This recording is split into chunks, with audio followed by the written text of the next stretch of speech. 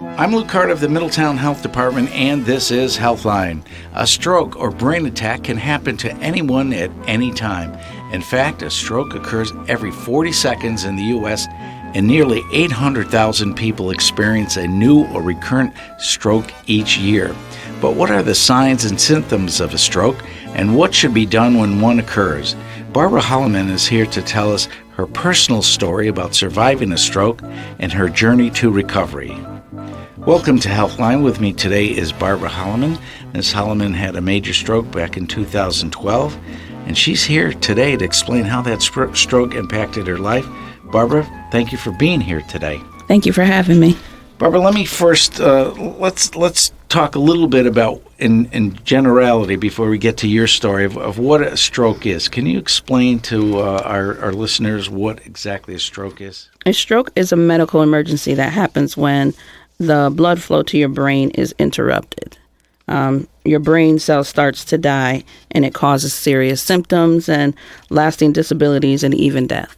And I understand that there's different types of strokes, too. Can There's you elaborate? There's three types of strokes. Okay. I could name two of them for you. Okay. One is an ischemic stroke, and one is a transient ischemic attack, which is known as a mini stroke. The mini stroke, the TIA, it is just what it is. It's a short-term disability, and it lasts for a short period of time. The ischemic stroke is what I had, occurs when a blood clot keeps blood from flowing to your brain. If it's the minor strokes, let's say, is that something most people recover from in general right away or within a reasonable period of time? Yes, as long as it's treated in a timely manner. Let's go right to your story, because you said you had a major stroke, and this occurred, as I said, 2012, correct? Yes. And tell me, let's go back in time. Tell me about right before that stroke, maybe that morning or that day. I don't know what time of day it occurred, but tell us a little bit, what set it up and tell us what happened. So I could tell you what I remember. The rest of the day is what was told to me. So it was a Sunday morning, Communion Sunday at church, and we had just finished serving communion, and I was on duty that day. And so we folded back the communion table, and I was walking back to my seat, and I looked at my husband and said, "I don't feel too well." And he said, "Okay, just have a seat and take it easy." And when you said you didn't feel too well, what were you experiencing? It was undescribable. Just you didn't know. I just didn't feel like myself. Okay. And so from then, I sat down, and I don't remember. I never got back up from there. Next thing I know, I was in the emergency room. So you were basically you were unconscious at that point? No, I have memory you just loss. don't memory. Okay. Yes. Okay. And so what I was told was, okay. My husband called 911. My mother was on the right side of me. My second mother was holding my head, and my husband was in front of me. I do remember seeing my bishop's face, but I don't remember much after that. Okay, so at that point you got taken to the hospital. Yes. And what were you told occurred there? Testing was done as far as my ability, education and my memory, feeling, what can I feel? And I wasn't able to feel anything. I remember at the hospital my husband laying across me crying and saying that he had to make a decision. Could you talk? Were you able to verbalize at that point, or not? Or you just remember it was taking just it all in? Eyes. My eyes were moving back and forth. I know that people were in the room. Okay, and then what happened after that point? They administered a drug that could go either way, but had to be administered by a certain time. And so after that, I remember my husband being on my right, my mother being on my left. My dad walking in, my bishop and co-pastor walking in, things like that. And then I was in the recovery and critical care. And how long did that last? I was there, I believe, a week. The first night I opened my eyes, and I remember calling for my twin. And I looked around, and all of my siblings were there. So no one left me. Oh, beautiful. So beautiful. It was a great moment to see them there. They gave me strength. Tell us now. Okay, so you're recognizing people. Are you able to speak at that point, or Slurred speech. Slurred speech. My big brother, who, by the way, is the best big brother in the world, helped me lift my arm to drink a cup of water. I remember that. I remember my girlfriend coming in one day and rubbing my hand with some lotion. I just remember little things. I remember my cousin coming in, sitting by the bed and helping bathe me, things like that. I don't remember like all the activity. And how long did this process of recovery take, and when did you notice that you were getting better? I was in the hospital, I believe, a week and transferred to Gaylord Hospital. And I was in there for several weeks. It happened in July, and I think I was back home by the end of August. And while you were in recovery at the Gaylord Hospital, what kinds of things happened there? What transpired there? So they provided speech therapy for me, all different occupational therapy. Gaylord was the best experience, yet the hardest experience, because I had to learn things all over again, which wasn't easy for me being an independent woman. That's how my mother raised me. So I had to allow people to teach me these things all over, from scrambling an egg to walking and talking, writing, understanding, doing different things like that, even bathing. It was tough. If you don't mind me asking, how old were you at the time that occurred? Okay, let's do the math. So that was 7 years ago. I was 43 years old. So you were relatively young. Yes. Were there any given reasons that they thought this might have occurred? Did the doctors tell you anything of why this might have happened? I don't remember the conversation with my doctor, but I will say my weight could have played a part. My busy schedule could have played a part.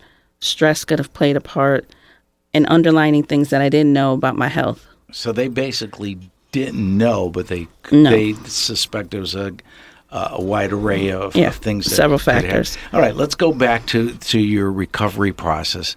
Let's take me through what happened. You I assume, got well enough to go home. Yes. And how long were you home for? You are and were a relatively young person at the time.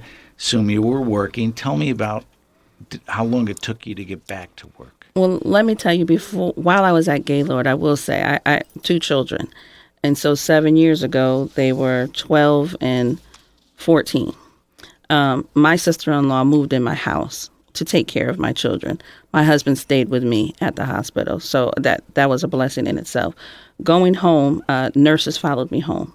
So in order to go home, I had to learn to walk up and down the stairs again. And so that's what I did at Gaylord. And then once I got home, I had to learn that all over again. The biggest factor was I needed more openness. So the furniture had to be moved, and so more of an open floor plan. More of an open floor plan, not just to walk, but because of anxiety. Did you have any assistance walking? I mean, by that, a cane or a walker? A walker. A walker and a cane. Gadgets to help pick up things, to tie my shoes, to put my socks on, all of that kind of stuff. Bars in the bathroom.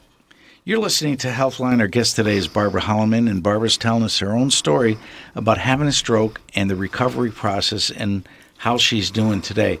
And before we get to how you're doing today, let's go back to you're in the process, as you said, you got home.